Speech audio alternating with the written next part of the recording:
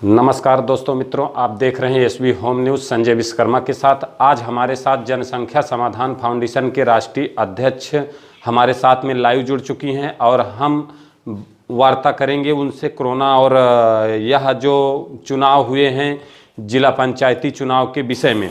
नमस्कार मैडम जी।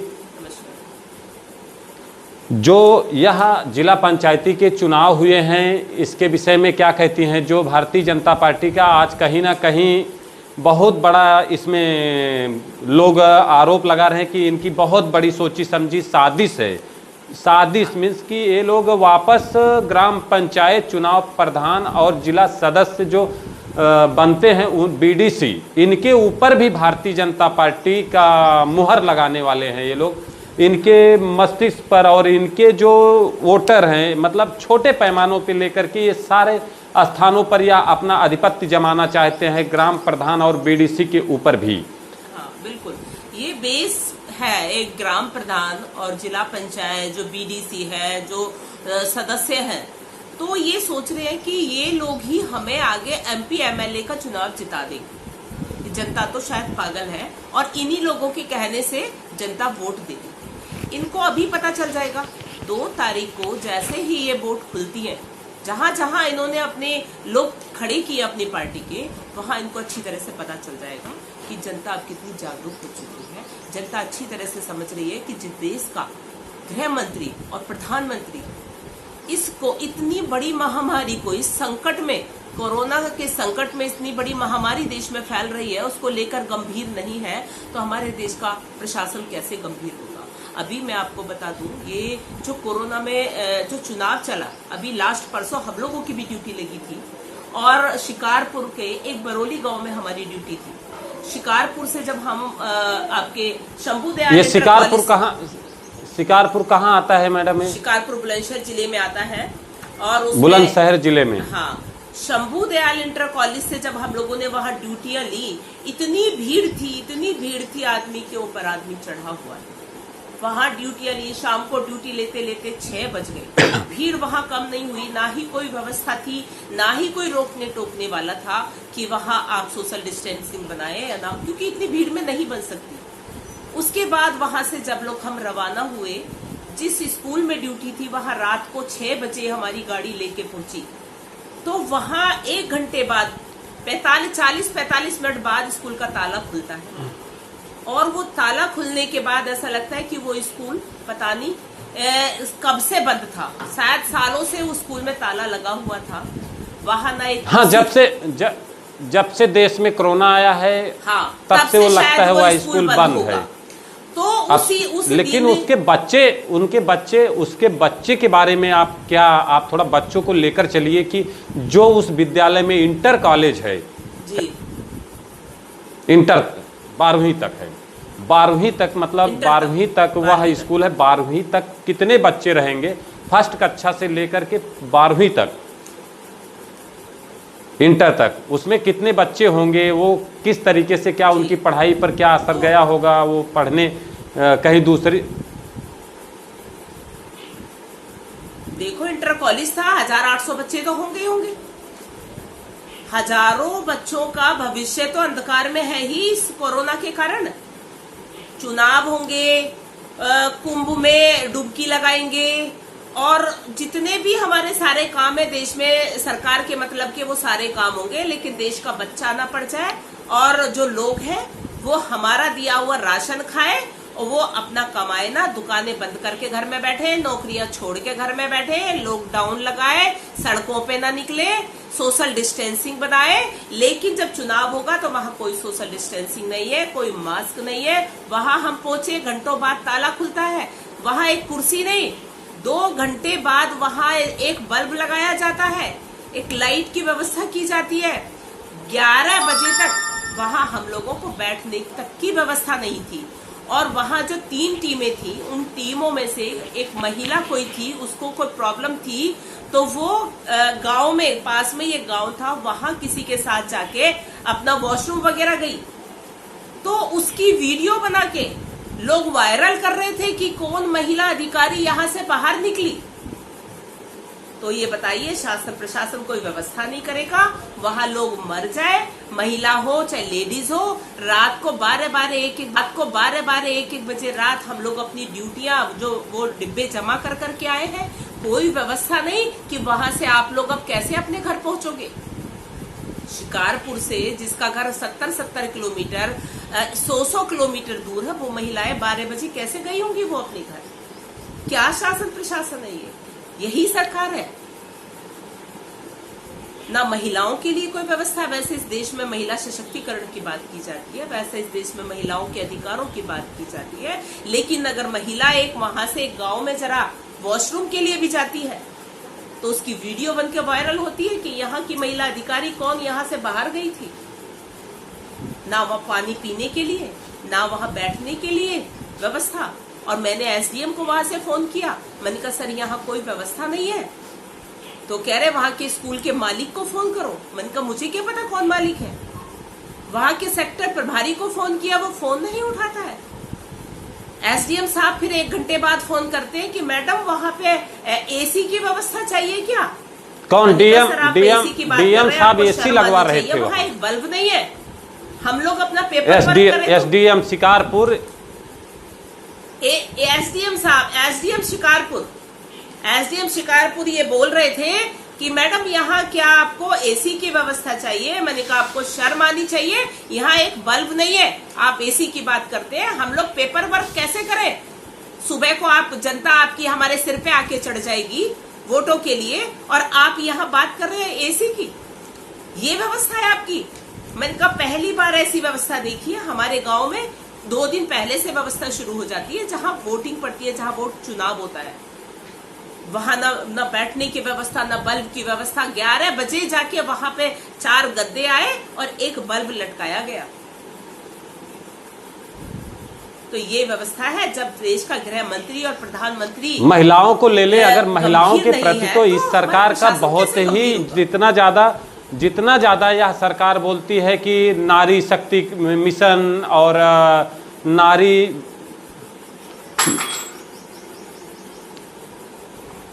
नहीं, दिखावा, केवल दिखावा है। इस बार आप देखिए, अगर इनको चुनाव प्रचार में ड्यूटी महिलाओं की इन्होंने लगाई, तो क्या महिलाओं की इनको व्यवस्था नहीं करनी चाहिए थी? आप अपने घर से जाएंगी, हम लोगों को ट्रेनिंग में बताया गया आपको कोई चाय पिलाए वहां जाके चाय मत पीना, आपको कोई खाना खिलाए खाना मत खिलाना। वहां आप भी कोई व्यवस्था नहीं कर रहे हैं। वहां पे स्कूल में पानी भी पीने को नहीं है, किसी का पानी भी नहीं पिए। गांव के किसी के घर पे जाके कोई वॉशरूम भी नहीं जा सकता, और आप वहां पे कोई व्यवस्था नहीं कर रहे हैं। वहां ताला नहीं खुल रहा है स्कूल का, महिलाएं कहाँ जाएंगी? और ऊपर से एसडीएम साहब बोल रहे हैं कि वहां एसी चाहिए क्या। तो देखिए, बस इस देश के प्रधानमंत्री, गृह मंत्री जो महिलाओं की बस एक वाक्पटुता है, जो ये बोलते हैं, केवल बोलते हैं, करने के नाम पे कुछ नहीं है। और जो शासन प्रशासन है इस टाइम पे, कोरोना में इनका शासन प्रशासन ही बस फल फूल रहा है। सब लोग गर्त में चले गए हैं, और जो हमारे देश की जनता है वो देखो समझ रही है। लोग सुसाइड कर करके मर रहे हैं, लोगों के बिजनेस ठप हो गए, लोगों के लॉकडाउन में नौकरियां चली गई, वो क्या खाएंगे? लाइट बिल बराबर, टैक्स बराबर, और उसके बाद में इनका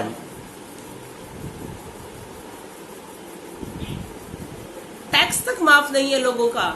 जो लोगों के पास इतने लोन थे, किसी ने बेचारे गाड़ी लोन पे ले ली, किसी ने मकान पे लोन ले लिया, किसी ने कुछ ले लिया, कहां से भरेंगे? उनकी बिजनेस ठप हो गई, उनकी नौकरियां चली गई, वो किस्त कहां से देंगे? शर्म आनी चाहिए इस सरकार को। वाकई ये दुर्भाग्य हमारे देश का कि हमने ऐसे लोगों को चुना।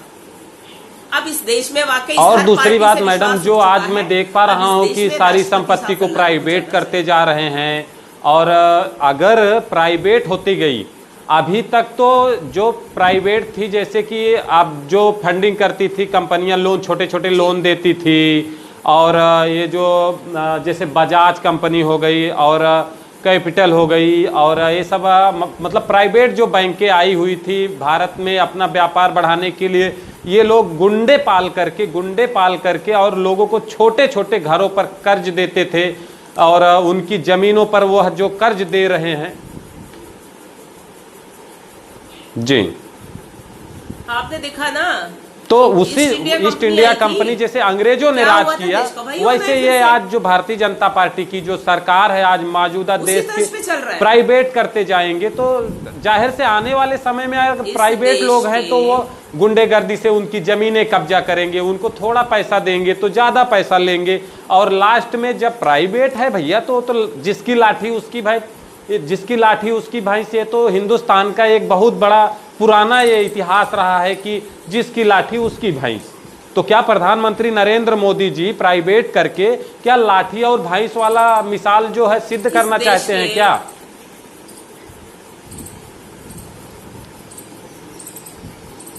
हाँ, वही करेंगे। देखिए ये देश हमारा हमेशा गुलाम रहा है। इस देश के जो मूल निवासी हैं ना, उनको कभी राज करना नहीं आया और ना ही शायद आएगा। ये देश गुलाम रहा है और गुलाम ही रहेगा। जिस तरह से ये करते जा रहे हैं, अब इन पे कुछ उम्मीद थी जनता को, शायद देश के लिए कुछ करेंगे, लेकिन इनको कुछ भी करना नहीं आ रहा है। प्राइवेटाइजेशन होना चाहिए, प्राइवेट चीजें। चलिए, आप शिक्षा विभाग को कर सकते हैं, स्वास्थ्य विभाग को कर सकते हैं। अरे आप ये बताइए, आप मूर्तियों में लगे पड़े, आप मंदिरों में लगे पड़े। अरे उस नाम से आप वहां हॉस्पिटल बना दें, यूनिवर्सिटी बना दें, वहां बच्चे बढ़े, हमारे देश का विकास हो। कैसे होगा? क्या मंदिर और मस्जिद से विकास होगा? क्या मूर्तियों से विकास होगा? देश का अरबों खरबों रुपए, हम लोगों के टैक्स का पैसा इन चीजों में जा रहा है। कोरोना फंड में जिसने पीएम केयर फंड में पैसा दिया था, शायद आज वो पछता रहे। इससे अच्छा तो हम कोई संस्था बना के लोगों की हेल्प कर लेते, कोई हॉस्पिटलों में लोगों को सुविधा मुहैया करा देते। लेकिन इतना नहीं पता था कि हमारे गृह मंत्री और प्रधानमंत्री। और मैडम, ये जो अभी जैसे कि अभी हम लोगों ने ईस्ट इंडिया कंपनी की बात किया कि जब इंडिया में ईस्ट इंडिया कंपनी आई थी व्यापार करने तो हमारा देश गुलाम हो गया। तो जो अभी SC ST OBC हैं, SC ST OBC के लिए आप क्या संदेशा छोड़ना चाहती हैं क्या? वो कैसे किस तरीके से इस मिशन में लड़ाई लड़े? ये जो देश अपना गुलाम होने के कगार पर खड़ा है, कैसे ये बाहर निकलेगा? इनके लिए क्या संदेशा है? देखिए, मैंने तो आज भी देखा है, SC ST OBC के नाम पर ही तो ये लोग वोटों की राजनीति कर रहे हैं हमारे देश में, और इन लोगों को समझना होगा। सबसे मेन क्या है, मैंने आज भी देखा कितने गाँव में मैं जा कर देखती हूँ कि लोग आज भी इतने अनपढ़ हैं। और अनपढ़ क्यों? देखिए, साल भर, 1 साल तो बच्चों को वैसे ही हो गया, पढ़ नहीं पा रहे हैं। स्कूलों में आप कितना भी पेरेंट्स कहें, कितना भी गरीब है, वो अपने बच्चे का पेट भर लेगा। लेकिन स्कूलों में क्या है, जो सरकारी स्कूलों में सुबह से ही बच्चे कटोरी चम्मच बजाना शुरू कर देते। अरे आप और फैसिलिटी दें उनको। वहां पे आप NCERT का पैटर्न लगाए, उन्हें अच्छी शिक्षा दें, टीचर अच्छे रखें, वहां उन्हें सारी स्टेशनरी मुहैया कराएं, ड्रेस मुहैया कराएं। बच्चों को क्या एक खाना खाने से या वजीफा देने से उनकी पूर्ति हो जाएगी? अभी भी बच्चे नहीं पढ़ पा रहे हैं। लाखों लाखों तनख्वाह लेने वाले टीचर अभी भी ऐसे ही मौज कर रहे हैं। आज भी लोग अनपढ़ हैं हमारे देश के, और जब तक हमारे देश के चाहे SC हो, चाहे ST हो, चाहे OBC हो, जब तक वो अपने आप को शिक्षित नहीं करेंगे, तब तक हम लोगों को ऐसे ही पागल बनाया जाएगा। हम अपने बच्चों को शिक्षित करें, थोड़ी समझ पैदा करें। तो SC ST OBC की जो यह आज ये लोग हैं, अगर ये सारे लोग अगर एक हो जाएं, तो एक होकर के आवाज को अगर ये बुलंद करते हैं, आने वाले समय में अगर यह सरकार के खिलाफ ये आवाज उठाते हैं, तो इनके ऊपर देशद्रोही का मुकदमा चढ़ जाएगा। आज हम लोग आपस में बात कर रहे हैं, वार्ता कर रहे हैं, कल के दिन चैनल बंद हो जाएगा, आपके ऊपर मुकदमे लग जाएंगे। हाँ, आवाज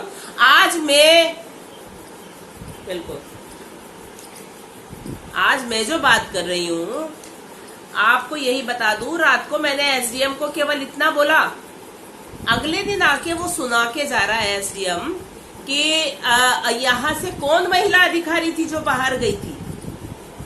उसने सोचा शायद मैं बात कर रही थी, शायद मैं ही बाहर गई हूँ। वो दूसरी एक महिला थी, उसको प्रॉब्लम थी, वो बेचारी वहां से गई थी। थोड़ी देर के लिए वो भी। तो मैंने कहा आप जांच कराइए।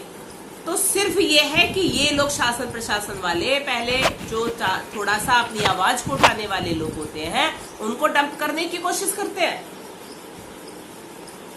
कि इसने गर्दन कैसे उठाई, इसकी गर्दन को मरो। हाँ, ये तो गाज आप ये आवाज उठा रहे हैं आपके, क्योंकि हम लोग सही अगर बात करेंगे, सही अगर दिशा में जाएंगे, हम अपने हक और अधिकार की लड़ाई को लड़ेंगे, हम अपना अधिकार मांगेंगे, अगर हम अपने न्याय के लिए मांगेंगे तो उसके बाद में हमारे ऊपर वो दुनिया भर के फर्जी मुकदमे डाल दिया जाएगा, फंसा दिया जाएगा और उसके बाद में फिर हमें जेल में डाल दिया जाएगा, दुनिया भर की प्रताड़ना की जाएंगी, क्योंकि इंसाफ तो हमारे साथ में होने वाला ही नहीं है। बता रही हूँ ना, यही होता है। मैं बताऊं, अभी एक मेरी एक अध्यक्ष थी अमेठी से। अमेठी जब ये चुनाव चल रहा था एमपी का, उस समय उस महिला ने प्रियंका गांधी के रैली में जाके प्रियंका गांधी के साथ मीटिंग की जी। अब वो तो हार गई वहां से, है ना, राहुल गांधी हार चुके। अब उसके बाद जब ये वहां जीत गई हमारी स्मृति ईरानी, उन्होंने वहां के डीएम एसडीएम को कह के वहां के जिलाधिकारी को, जो जिला कार्यक्रम अधिकारी है बाल विकास का, उसको नौकरी से बाहर करा दिया जी। दुनिया भर के ब्लेम लगा के। आज तक वो खाक छान रही है। ये करते हैं ये लोग और यही करेंगे आगे भी। लेकिन हम अगर हम इंसाफ अपने, हम उनमें से नहीं है कि जो डर के बैठ जाए। ये 2 पैसे की नौकरी, ये 2 पैसे की नौकरी क्या मायने रखती है? आप वो 2 पैसे की नौकरी भी तो नहीं, काम आप ले रहे हैं 50,000 का, आप दाम दे रहे हैं 5,000। कहाँ का न्याय है इस देश का? आप समान दाम समान काम की बात क्यों नहीं करते? जबकि सुप्रीम कोर्ट का आदेश है समान दाम समान काम, लेकिन सुप्रीम कोर्ट के आदेश, हाई कोर्ट के आदेश तो इन लोगों के लिए ऐसे हैं जैसे पंचायत के आदेश हो। और हम चलते हैं मैडम, थोड़ा सा एक नज़र डालते हैं जो ये अभी एक ये चला था किसान फसल बीमा और स्वास्थ्य कार्ड, और ये मतलब काफ़ी कुछ कार्ड बना करके, मतलब स्वास्थ्य के ऊपर अभी तक कुछ तो 3 करोड़ या मतलब 3 लाख कुछ करोड़ ऐसे स्वास्थ्य कार्ड बने हुए हैं। तो क्या यह कोरोना में जो लोग मर रहे हैं, क्या उनको यह बीमा मिलेगा? क्या 5 लाख का बीमा या कराया गया है, वो सब उनको पैसा उनके घर वालों को मिल रहा है? कुछ नहीं मिल रहा है, कोई नए बीमे नहीं बन रहे हैं। जो 2011 की लिस्ट थी और उसमें सबसे ज्यादा अपात्र थे, केवल उन लोगों के आयुष्मान कार्ड बने हैं। नए लोगों का कुछ नहीं। तो जो आयुष्मान कार्ड जो बना हुआ था उसमें कितने का बीमा था ना, वो कुछ तो हाँ 5 लाख का, लेकिन लोग ये कह रहे हैं कुछ भी इसमें कोई नहीं मिल पा रही, वो भी फेल हो गया है। और जो यह लोग पैसा, ये लोगों ने जो पैसा भरा है, जो ये लोग देखिए, आज तो इन्होंने मान लीजिए जो 10-12 रुपया कुछ तो कितना काटे थे ये लोग ना, 12 रुपया की कितना, इनका कितनी फीस थी? डायरेक्ट वो कुछ तो काट रहे थे ना पैसा। तो ये जो पैसा पूरे भारत से ये लोगों ने इतना पैसा लिया है, ये पैसा ले करके ये लोग मौज कर रहे हैं और गरीब जनता को बेवकूफ बना रहे हैं। मौज कर रहे हैं, हाँ बिल्कुल बेवकूफ बना रहे हैं। आप ये बताइए, जो देश का बंदा टैक्स दे रहा है, उस हर बंदे का आयुष्मान कार्ड बनना चाहिए। आज हम टैक्स दे रहे हैं, जो 10 बच्चे वाले हैं वो सब्सिडी ले रहे हैं, वो आज भी गरीब है। आप देश में एक कानून की बात क्यों नहीं करते? एक देश है तो एक कानून क्यों नहीं है इस देश में? कोई भी हो जो टैक्स दे रहा है उसको आयुष्मान बीमा मिलना चाहिए। अगर मैं पॉपुलेशन पे काम कर रही हूँ तो हमारा कहना यही है कि ये नहीं है कि फलाने की आबादी बढ़ रही है, फलाने जहां एजुकेशन की प्रॉब्लम है वहां आज भी पॉपुलेशन बढ़ रही है। उस पर जनता का सरकार का कोई ध्यान नहीं। आज ये कोरोना का कारण ले लो, चाहे हॉस्पिटल कम का ले लो, चाहे कॉलेज कम का ले लो, इन सब का कारण क्या है? बढ़ती आबादी है कि नहीं है? भूसे की तरह भरे हैं, हम भूसे की तरह भरे हैं। पॉपुलेशन को कंट्रोल नहीं करना है, संसाधन हमारे सीमित है, लोग क्यों तड़प तड़प के ना मरे, हॉस्पिटल तो हमारे सीमित है। अब लाखों लोगों को बीमारी हो गई तो हॉस्पिटल में कितनी जगह, कितने बेड है वहां? या तो आप उसी हिसाब से हॉस्पिटल और बनाइए, और 1 साल से तो आप इनको कितने हॉस्पिटल खड़े कर देने चाहिए थे। क्या जरूरत थी आपको संसद के लिए कि संसद बनेगा जी, फलाना वो बनेगा, इतनी मंत्रियों मूर्तियों में पैसा लग रहा है। ये देश का जो जनता का खून पसीने की कमाई है, जो टैक्स का पैसा है, वो सब इन्हीं में जा रहा है। ये झगड़े कराने की जरूरत क्या थी? चलो अगर अयोध्या का ही मैटर था, चलो हो गया वहां का, कोई बात नहीं, वो शांति से निपट गया। और दुनिया भर की जो आप जहां अगर झगड़े वाली कोई ऐसी चीजें हैं, वहां आप मंदिर मस्जिद की बात ही क्यों करते हैं? वहां पे आप सीधे सीधे यूनिवर्सिटी या हॉस्पिटल बना दीजिए, वहां हिंदू भी जाएगा, मुसलमान भी जाएगा, SC भी जाएगा, ST भी जाएगा। बहुत बहुत धन्यवाद मैम, आपने जो SB होम न्यूज में अपना कीमती समय दिया, इसके लिए बहुत बहुत धन्यवाद और आभार व्यक्त करता है SB होम।